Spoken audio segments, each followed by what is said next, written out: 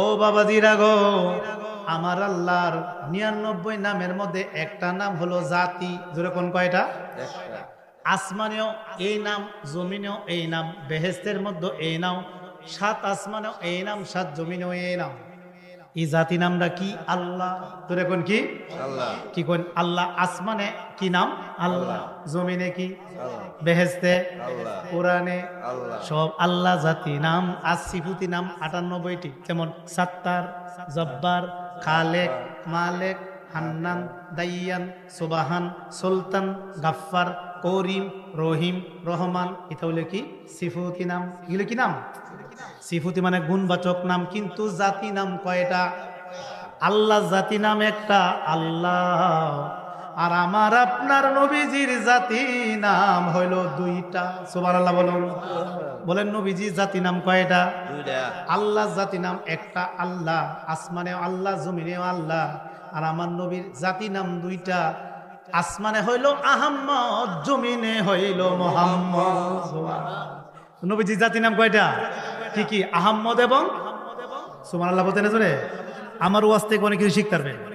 তাহলে আল্লাহ জাতি নাম একটা, আল্লাহ। আর নবীজি জাতি নাম 2টা। একটা হলো আহম্মদ, আর একটা হলো মুহাম্মদ। এখন নবীর মর্যাদা কি আল্লাহ কমাইছে না বাড়াইছে? আল্লাহর নাম একটাই আর নবীর নাম 2টা। আর আসমানে আহম্মদ, জমিনে মুহাম্মদ। তাহলে এই নবীর মর্যাদা যদি আল্লাহ বাড়ায়, আমরা কি নবীর মর্যাদা কমাইবো না বাড়াইবো? আর আজকে বাবা নবীজির দাম কমাইতে কমাইতে কমাইতে কমাইতে এখন বলা শুরু করছে নবী বলে হের মতো মানুষ। জোরে কইনা নাউজুবিল্লাহ। এমন ধরনের আকীদা রাখিয়া যদি নামাজ রোজা কইরা কপালে কর ফালা, এরপরে কোনো লাভ হইব? নবীজির প্রেম ভালোবাসা অন্তরে না তাকিলে কি লাভ হবে? নামাজ পড়ে দাগ লাগাইলে কপালে। ঠিক না বেঠে? নবীজির প্রেম ভালোবাসা অন্তরে না তাকিলে কি লাভ হবে? নামাজ পড়ে দাগ লাগাইলে কপালে। জিন্দিগির বন্দিগি বিফল যদি না থাকে ঈমান, জাহান্নামের আগুনে জ্বলবে, প্রমাণ আছে পাক কোরআন। কাজা কুমিন আল্লাহে নূর, নূর বলেছে পাক কোরআন খুদার জাতি, নূরের জ্যোতি নবীজি, বিশ্বাস করার নাম ঈমান। কাজা কুমিন আল্লাহে নূর, চিৎকার দিয়ে বলুন মারহাবা। যতই নামাজ রোজা করুন, কিন্তু নবীর প্রেম যদি ভিতরে না থাকে, এই নামাজ পড়ে কোনো লাভ হবে না। নামাজ রোজা হজ যাকাত যতই করো ইবাদত, নামাজ রোজা হজ যাকাত যতই করো ইবাদত, সবার আগে নবীজিকে চিনো, নবীজিকে মানার মতো মানো, ঈমান আনো, নবীজিকে মানার মতো মানো। চিৎকার দিয়ে বলুন মারহাবা। নবীর না মানলে আল্লাহ মানা হয় না। আর নবীজিকে মেনে ভালোবেসে যদি নামাজ পড়েন 5 ওয়াক্ত, লেখা হবে 50 ওয়াক্ত। জোরে কোন সুবহানাল্লাহ। আমরা কি বাবা এখানে যারা বসছি, আমরা নবীর মহব্বত ভিতরে ধারণ করে নামাজ পড়তে চাই কি চাই না? সবাই বাবা নামাজ পড়বেন। যে নবীর নাম না নিলে মুসলমান হওয়া যায় না, যে নবীর নাম না নিলে মুমিন হওয়া যায় না, যে নবীর শাফায়াত ছাড়া জান্নাতে যাওয়া যায় না, যে নবীরে নামাজের মধ্যে সালাম না দিলে নামাজ হয় না, এমন একজন নবীর মর্যাদা কি আমার আল্লাহ কমাইছে না বাড়াইছে? এই নবীর মর্যাদা কি আমরা কমাইতে চাই না বাড়াইতে চাই? ও বন্ধুরা, আমি আপনাদের সামনে কিছু কথা আজকে বলবো, যেটা জীবনে শুনছেন কিনা আমি জানি না। আজকে এই রাস্তা দিয়ে যারা চলাফেরা করে বাবা, কথা বলবা না, এখানে ওয়াজ হচ্ছে, গভীর খেয়াল করে বাবা কথাগুলো শুনতে হবে। ও বন্ধুরা, ও বাবাজিরা আমার, গভীর খেয়াল করে শুনতে হবে আমার কথাগুলো। আমার আপনার নবীজির কত বড় দাম, আমার দিকে তাকান। আমি জানতে চাই হযরত বেলাল রাদিয়াল্লাহু তাআলা আনহু কি আমার দয়ার নবী আজান দেওয়ার জন্য দায়িত্ব দিয়েছিলেন। উনি মসজিদে নববীর মুয়াজ্জিন ছিলেন। কি বলেন, ঠিক না ঠিক? হযরত বেলাল আজান দিয়েছেন, হযরত উমর ফারুক রাদিয়াল্লাহু আনহু আজান দিয়েছেন, উম্মে মাকদুম আজান দিয়েছেন, অনেক সাহাবী আজান দিয়েছেন, কিন্তু আমার নবীজি জীবনে কোনোদিন আজান দেয় নাই। সুবহানাল্লাহ বলুন। আমার দিকে তাকান, নাহলে কথাগুলো বুঝে আসবে না। নবীজি জীবনে আজান দেয় নাই কেন? নবীজি বলেছেন হাদিসে পাকে, আনা বুইস্তু মুআল্লিমান, আমি দুনিয়াতে শিক্ষক রূপে এসেছি। শিক্ষা দিতে এসেছি, শিক্ষা নিতে নয়। আমার দয়াল নবী এ দুনিয়াতে শিক্ষা দিতে এসেছেন, উনি শিক্ষক, উনি শিক্ষক রূপে প্রেরিত হয়েছেন। আমার দয়াল নবী শিক্ষা নিতে আসেনি, শিক্ষা দিতে এসেছেন। সুবহানাল্লাহ বলুন। যেহেতু আমার দয়াল নবী সমগ্র পৃথিবীর শিক্ষক, তাহলে আজান দিয়ে আমাদেরকে শিক্ষা দেওয়া দরকার ছিল, কিন্তু নবী কেন আজান দেয়নি? জীবনে কোনোদিন আমার দয়াল নবী আজান দেয়নি। এটার কারণ কি? আজকে আপনাদের সামনে কারণটা আমি বর্ণনা করব। আমার দয়াল নবী জীবনেও কোনোদিন আজান দেয় নাই। এই কারণে, দুইটা কারণে আমার দয়াল নবী আজান দেয় নাই। এই দুই কারণটা কি আপনাদের সামনে আমি তুলে ধরতে চাই। দুই কারণ নবী আজান দেয় নাই। এক নাম্বার কারণ, আমার দয়াল নবী যদি আজান দিতেন, আজান শব্দের তলু আহ্বান করা, ডাকা। যখন আমার দয়াল নবী আজান দিতেন, হাইয়া আলাস সালাহ শব্দের তলু নামাজের জন্য আসো, হাইয়া আলাল ফালাহ মঙ্গলের জন্য আসো, কল্যাণের জন্য আসো, হাইয়া আলাস সালাহ নামাজের জন্য আসো। যদি নবী যদি আজান দিতেন, বাবা হাইয়া আলাস সালাহ তলু নামাজের জন্য আসো, আর এই আওয়াজটা যদি কোনো সাহাবা ইকরাম শুনতেন, কোনো মুসলমান শুনতেন, তার জন্য মসজিদের আসা ফরজ হয়ে যাইত। কারণ নবীজির ডাকে যদি কেউ সাড়া না দেয়, সে কাফের হয়ে যাবে। আল্লাহ কোরআনে বলেছেন, যদি তোমরা নামাজের মধ্যেও থাকো আর আমার নবী যদি তোমাদেরকে ডাক দেয়, নামাজ ছেড়ে দিয়ে আমার নবীর ডাকে সাড়া দাও। তাহলে নামাজের চেয়ে নবীজির ডাকের দাম কম না বেশি? নবী যদি আজান দিতেন, নবী যদি ডাকতেন, আর নবীর ডাকে যদি মানুষ মসজিদে না আসতো, তারা কাফের হয়ে যাইত। নবী জানে যে আমার উম্মতেরা বিভিন্ন সমস্যায় পড়ে মসজিদে না আসতেও পারে। যদি আমি আজান দেই, তাহলে আসা ফরজ হয়ে যাবে, আসা ওয়াজিব হয়ে যাবে, আবশ্যক হয়ে যাবে, না আসলে কাফের হয়ে যাবে। এই জন্য নবীজি জীবনে কোনোদিন আজান দেয় নাই। চিৎকার দিয়ে কোন সুবহানাল্লাহ। এর এক নাম্বার কারণ। দুই নাম্বার কারণ, নবীজি জীবনে কেন আজান দেয় নাই? দুই নাম্বার কারণ হইল, আমার নবী যদি আজান দিতেন, তাহলে আশহাদু আল্লাহ ইলাহা ইল্লাল্লাহ দুইবার পড়ে পরে বলতেন আশহাদু আন্না মুহাম্মাদার রাসূলুল্লাহ। এটা অর্থ কি জানেননি? আমি সাক্ষ্য দিচ্ছি মুহাম্মদ সাল্লাল্লাহু আলাইহি সাল্লাম আল্লাহর রাসূল। এখন আওয়াজ দিয়ে বলুন, এই কথা কি নবী বলতে পারেনি? যে আমি সাক্ষ্য দিচ্ছি মুহাম্মদ সাল্লাল্লাহু আলাইহি সাল্লাম আল্লাহর রাসূল। এটা যদি আমার নবী বলে, তাহলে আরেকজন মুহাম্মদ রাসূল আছে বলে প্রমাণ হয়। যে এই মোহাম্মদ রাসূলুল্লাহ, এই মোহাম্মদ রাসূলের উপর সাক্ষী দিচ্ছেন, তাহলে আমার নবী ছাড়া কোনো মোহাম্মদ রাসূলুল্লাহ আসেনি। এই জন্য নবী সাক্ষী দিতে পারে না, সাধারণ মোহাম্মদ রাসূলুল্লাহ বলতে পারে না। এটা আমরা বলতে পারি, এটা উম্মতেরা বলতে পারে, নবীজি বলতে পারে না। নবী যদি বলে আশহাদু আন্না মুহাম্মদ রাসূলুল্লাহ, অর্থ হবে আমি সাক্ষ্য দিচ্ছি মুহাম্মদ সাল্লাল্লাহু আলাইহি সাল্লাম আল্লাহর রাসূল। তাহলে বোঝা যায় আমাদের নবী আরেকজন মুহাম্মদ রাসূলুল্লাহকে সাক্ষ্য দিচ্ছেন, আমার নবী ছাড়া মুহাম্মদ রাসূলুল্লাহ নাই। এই জন্য নবী যদি আজান দেয়, আশহাদু আন্না মুহাম্মদ রাসূলুল্লাহ বলতে হবে। এই জন্য আমার নবী জীবনে কোনোদিন আজান দেয় নাই। জোরে কোন সুবহানাল্লাহ। আল্লাহ মানা নবী মানা নয়, আহা নবী মালে আল্লাহ মানা, ওই আল্লাহ মানা নবী মানা নয়, আহা নবী মালে। নবীজির আনুগত্য করিলে আল্লাহর আনুগত্য হইবে। নবীজির আনুগত্য করিলে আল্লাহর আনুগত্য। নবীজির রাজিতে আল্লাহ রাজি হয়, নবীজির খুশিতে আল্লাহ খুশি হয়। আল্লাহ মানা নবী মানা নয়, আহা নবী মালে আল্লাহ মানা, ওই আল্লাহ মানা নবী মানা নয়, আহা নবী মালে আল্লাহ মানা। আউয়ালে আখেরে নবী, জাহেরে বাতেনে নবী। আউয়ালে আখেরে জাহেরে বাতেনে নবী। রাসূলকে চিনিলে আল্লাহ চিনা হয়, রাসূলকে মানিলে আল্লাহ মানা হয়। আল্লাহ মানা নবী মানা, আহা নবী মালে আল্লাহ মানা, ওই আল্লাহ মানা নবী মানা নয়, আহা নবী মালে আল্লাহ মানা হয়। আজানে কালিমায় নবীর নাম, নবী যে নিজে হলো ঈমান ও ইসলাম। ইয়া রাসূলুল্লাহ বলে, আজানে কালিমায় নবীর নাম, নবী যে নিজে হলো ঈমান ও ইসলাম।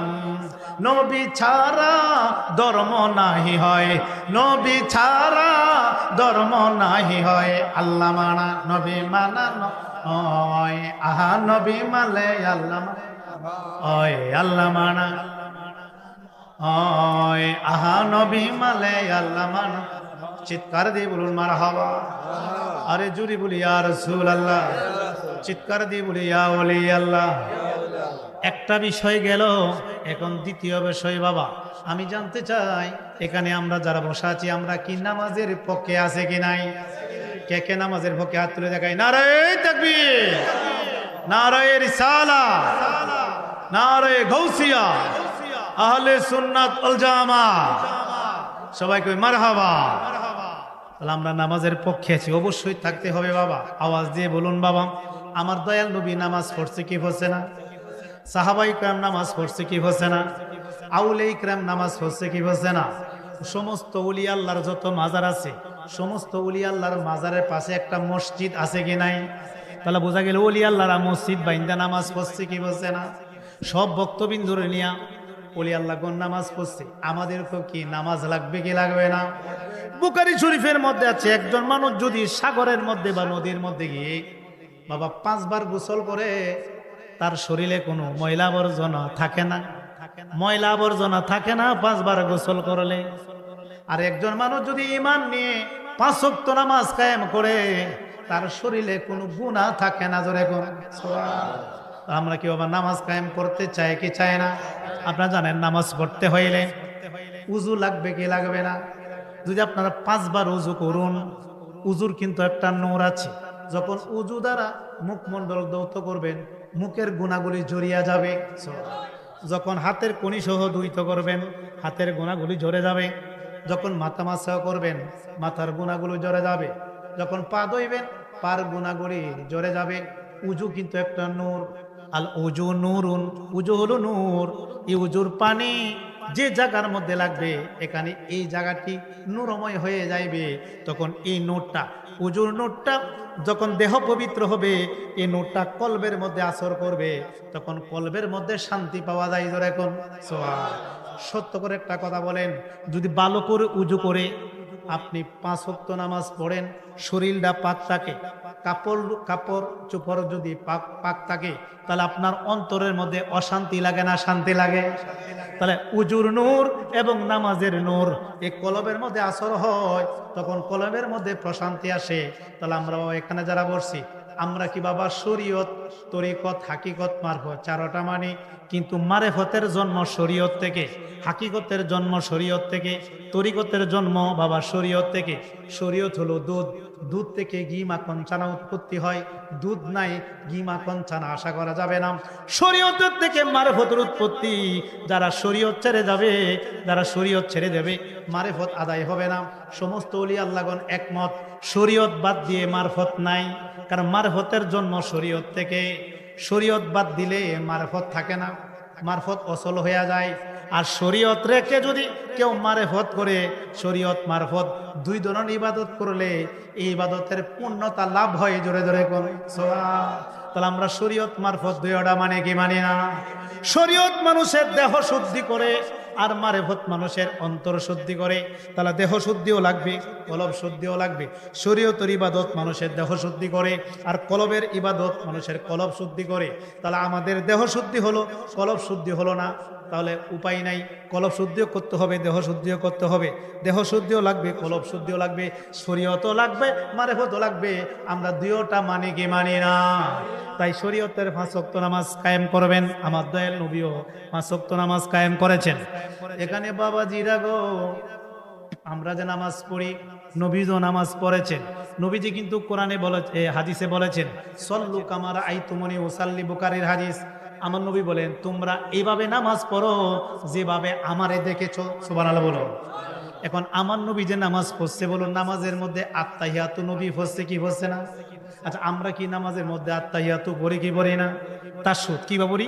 আত্তাহিয়াতু লিল্লাহি ওয়াসসালাওয়াতু ওয়াত-তাইয়্যিবাত আসসালামু আলাইকা আইয়ুহান। এটা পড়েননি?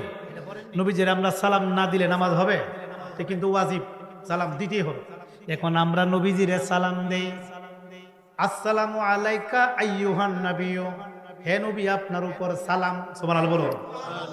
এখন নবীজি নামাজ পড়ছেন, তো নবীজি আত্মাহিত কিভাবে পড়ছেন? আত্তাহিয়াতু লিল্লাহি ওয়াসসালাওয়াতু ওয়াত-তাইয়্যিবাত পরে আমরা বলি আসসালামু আলাইকা আইয়ুহান, আমরা নবীজিরে সালাম দেই। নবী কারে সালাম দিছে? সুবহানাল্লাহ। নবীজি কি এই কথা কইছে আসসালামু আলাইকা আইয়ুহান নাবিয়্যু? নবী যদি এই কথা কথা এই নবী হে নবীরে সালাম দিতেছে, কথা ঠিক না বেটে? আমরা তো নবীজিরে সালাম দিই, এখন নবী কারে সালাম দিছে এই তত্ত্বগুলা জেনে নিবেন, এরারে ধরবেন, জীবনে জবাব দিতে পারবে না।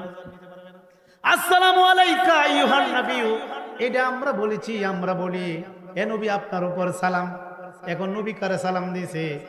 এটা বাবা মেশকাতের শরহে মেশকাত মেরকাতুল মাফাতি ইমাম মোল্লা আলী কারি হানাফি রহমাতুল্লাহ আলাইহি লেখেন, আমরা নবীজিকে সালাম দেই আসসালামু আলাইকা আইয়ুহান নাবিয়্যু, আর আমার নবী এই জায়গার মধ্যে গিয়ে বলছেন আসসালামু আলাইয়া। জোরে জোরে সুবহানাল্লাহ। আসসালামু আলাইয়া, আমরা বলি আসসালামু আলাইকা আইয়ুহান নাবিয়্যু, হে নবী আপনার উপর সালাম। সুবহানাল্লাহ বলতে না বলে? আর নবী বলছে আসসালামু আলাইয়া, এই সালাম আমার জন্য। জোরে কর সুবহানাল্লাহ। আচ্ছা এটা কি আমরা বলতে পারবো এই সালাম আমার জন্য? ঈমান থাকবো? কারণ সালামটা দিছে কেডা?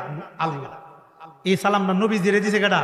এই মেরাজে, মেরাজে নবীজিরে আল্লাহ সালাম দিছে, এই জন্য আমরা নবীজিরে সালাম দেওয়া ওয়াজিব। সুবহানাল্লাহ বলতে না জোরে? এখন নবীজি সালাম কিভাবে দেয়? আসসালামু আলাইয়া, মানে এই সালাম আমার জন্য। সুবহানাল্লাহ বলতে না জোরে? আমরা যে এই নবীর কাছে আসসালামু আলাইকা আইয়ুহান নাবিয়্যু, হে নবী আপনার উপর সালাম, আর নবী যেখানে গিয়ে পড়তেন আসসালামু আলাইয়া, যে এই সালামটা আমার জন্য। জোরে জোরে কথা। তিন নাম্বার বিষয় হলো বাবা জানাতে চাই, আমাদের কলিমা হলো লা ইলাহা ইল্লাল্লাহ মুহাম্মাদুর, এটা আমাদের কালিমা। এখন নবীজির কালিমা কি ছিল? এটাই নবীজি এই কলিমা যদি পড়ে লা ইলাহা ইল্লাল্লাহ মুহাম্মাদুর রাসূলুল্লাহ, আরেকজন মুহাম্মদুর রাসূলুল্লাহ আছে বলে প্রমাণ হয়, কথা ঠিক না বেটে? তাহলে এখানে নবী কলিমা হচ্ছে কিভাবে? আমাদের কলিমা হইল লা ইলাহা ইল্লাল্লাহু মুহাম্মাদুর রাসূলুল্লাহ সাল্লাল্লাহু আলাইহি সাল্লাম, আর আমার নবীজি কলিমা হচ্ছে লা ইলাহা ইল্লাল্লাহ ইন্নী রাসূলুল্লাহ ইন্নী। সুবহানাল্লাহ বলতে না জোরে? আমাদের কলিমা নবীর কলিমা কি এক? এটা আমি যে জেলার মধ্যে বলছিলাম হাকিম সাহেব, স্যার যে নবীর কলিমা আমরা কলিমা কি এক? এরা তরিত বুঝে না। আমি কি আমাদের কলিমা হলো লা ইলাহা ইল্লাল্লাহু মুহাম্মাদুর, আর নবীর কলিমা ছিল লা ইলাহা ইল্লাল্লাহ ইন্নী রাসূলুল্লাহ। অত কি জানেন? লা ইলাহা ইল্লাল্লাহ, আল্লাহ ছাড়া কোনো মাবুদ নাই, ইন্নী রাসূলুল্লাহ, নিশ্চয়ই আমি আল্লাহর রাসূল। জোরে বলো সুবহানাল্লাহ। আমরা কই মুহাম্মদ সাল্লাল্লাহু আলাইহি সাল্লাম আল্লাহর রাসূল, আর নবী বলতেন আমি আল্লাহর রাসূল। সুবহানাল্লাহ বলতেন না জোরে? আচ্ছা নবীর কলিমা যদি আমরা পড়ি, আমরা কি কাফির হইতাম না? আমরা এই কলিমা পড়তাম? তাহলে বোঝা গেল আমার নবীর সাথে পৃথিবীতে কোনো তুলনা। এই বাবাজি রাগো, আরেকটা তথ্য দিতে চাই, সবাই আমার দিকে তাকান। সব নবীগণ আলাইহিস সালাম, মুসা আলাইহিস সালাম, ঈসা আলাইহিস সালাম, আদম আলাইহিস সালাম, সালেহ আলাইহিস সালাম, জাকারিয়া আলাইহিস সালাম, নূহ আলাইহিস সালাম, ইব্রাহিম খলিল আলাইহিস সালাম, ইসমাইল আলাইহিস সালাম, সব আলাইহিস সালাম। কিন্তু আমার নবী হলো মুহাম্মদ রাসূলুল্লাহ সাল্লাল্লাহু আলাইহি ওয়াসাল্লাম। সুবহানাল্লাহ বলতে না জোরে? সবাই হলো আলাইহিস সালাম, মানে তার উপরে সালাম।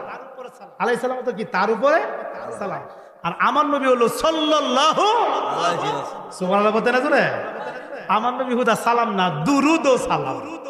সুবহানাল্লাহ বলতে না জোরে? আচ্ছা আমার নবী হলো সাল্লাল্লাহু আলাইহি ওয়াসাল্লাম, আর অন্যর হলো আদম আলাইহি সালাম, মুসা আলাইহি সালাম, ঈসা আলাইহি সালাম, আমার নবী সাল্লাল্লাহু আলাইহি ওয়াসাল্লাম। মুহাম্মাদুর রাসূলুল্লাহ পরে কি কই? সাল্লাল্লাহু আলাইহি সাল্লাম। সাল্লাল্লাহু হলো দুরুদ, আলাইহিস সালাম তো তার উপর সালাম। নবীদের শুধু সালাম দিলে হবে না, দুরুদও পড়তে হবে। শুধু দুরুদ পড়লে হবে না, সালামও জানাইতে হবে। তাহলে আমার নবীর নামের পরে দুরুদ ও সালাম, জোরে জোরে কোন সুবহানাল্লাহ। আর অন্য নবীগণের উপর শুধু সালাম, আর আমার নবীর উপর দুরুদ ও। কেন দুরুদ পড়লে দিছে জানেননি? কারণ দুরুদ পড়ে কে? আল্লাহ। জোরে কোন কে পড়ে? আল্লাহ। এই জন্য প্রথম দুরুদটা পড়িয়া পরে নবীদের সালাম দিতে হয়, চিৎকার দিতে হয় সুবহানাল্লাহ। আচ্ছা এই নবীর মর্যাদা কি আমার আল্লাহ কমাইছে না বাড়াইছে? তাহলে এই নবীর উম্মত হতে পেরে সবাই আমরা খুশি না বেদা?